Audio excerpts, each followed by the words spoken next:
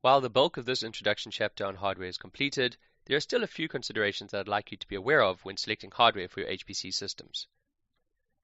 There's a basic hierarchy for performance of components on any HPC system, and it follows this pyramid. At the top, we have CPU registers, which are the fastest components in terms of access time for the CPU. Just below that, and closely coupled to the CPU, are the cache levels, with level 1 being the fastest and level 3 being the slowest. Then we have primary memory or RAM, with physical RAM being faster than virtual memory. And virtual memory is essentially fake memory created by the operating system to store data on secondary storage but present it as if it were primary storage.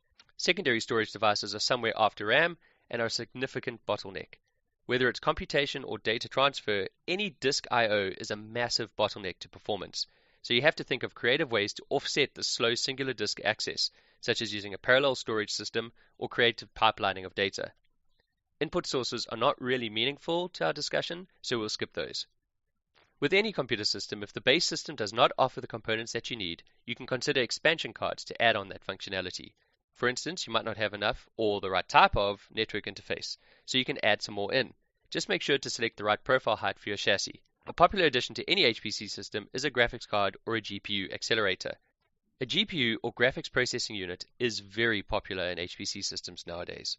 A system that uses both CPUs and graphics are considered hybrid systems or heterogeneous systems. While we all know that GPUs were originally designed to run Far Cry, their functionality as a dedicated parallel accelerator to perform massively parallel operations on a lot of pixels at one time has been adapted to general computation by substituting those pixels for more scientific calculations. Basically what we're saying is that gamers pushed the boundaries that forced the improvement in GPUs, which in return drive science. So when your parents say no to your next GPU upgrade, tell them that you're funding the scientific research for finding Bigfoot, where Elvis is hiding, or mining Bitcoin, or whatever will attract your parents' attention. GPU manufacturers such as NVIDIA are not ignoring the value of their GPUs for mainstream science. NVIDIA, for instance, offers a standalone system called the DGX2 that consists of 16 Tesla V100 GPUs with 1.5 terabytes of system RAM and 30 terabytes of NVMe SSDs with fancy InfiniBand and so on.